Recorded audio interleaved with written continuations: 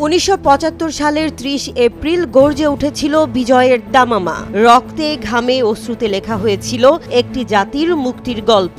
মার্কিন বাহিনীকে পিছু হটতে বাধ্য করে ভিয়েতনাম জয় করেছিল নিজের পরিচয়। আজ সেই যুদ্ধের 50 বছর পর ইতিহাসের আরেকটি অধ্যায়ে প্রবেশ করেছে দেশটি। তবে এবার অস্ত্র নয়, অস্ত্র শুল্ক।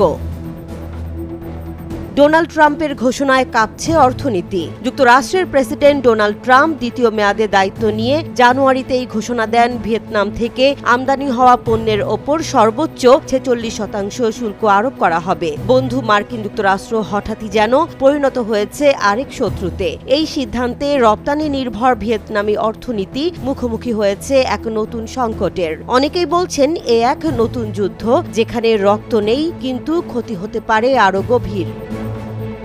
হো চি মিন শহরের বিশ্ববিদ্যালয়ে আইন বিষয়ে পড়ছেন মিন। তার কণ্ঠে ধ্বনিত হয় আজকের তরুণ ভিয়েতনামের আশা। তিনি বলেন, আমরা অতীতকে সম্মান করি, কিন্তু সামনে এগোতে হবে। আমেরিকার সঙ্গে প্রতিযোগিতা নয়, সহযোগিতা চাই। আমরা ধনী হতে চাই, সম্মান নিয়ে বাঁচতে চাই।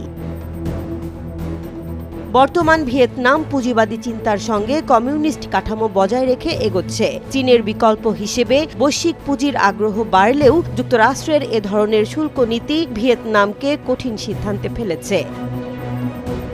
নতুন কমিউনিস্ট নেতা তোলাম নিয়েছেন সাহসী পদক্ষেপ। কমানো হচ্ছে সরকারি ব্যয়, 1 লাখ কর্মী বিদায় নিচ্ছেন, গুটিয়ে আনা হচ্ছে প্রশাসনিক খরচ। এ যেন ভিয়েতনামের নিজস্ব সংস্কারের যুদ্ধ। অর্থনীতিবিদরা বলছেন, ভিয়েতনাম এখন ঠিক মাঝখানে দাঁড়িয়ে। ভারসাম্য বজায় রাখতে না পারলে দেশটি হয়তো হারিয়ে ফেলবে তার অর্জিত গতি। 50 বছর আগে গোলাবারুদের গন্ধ ছিল বাতাসে, আজ সেই জায়গায় রয়েছে শুল্ক আর রাজনীতির ঘ্রাণ। তরুণরা কি পারবে তাদের স্বপ্নের ভিয়েতনাম গড়তে, নাকি আবারও ইতিহাসের এক ভয়ঙ্কর চক্রে আবদ্ধ হবে এই জাতি? সময়ের হাতে এখন প্রশ্নের জবাব।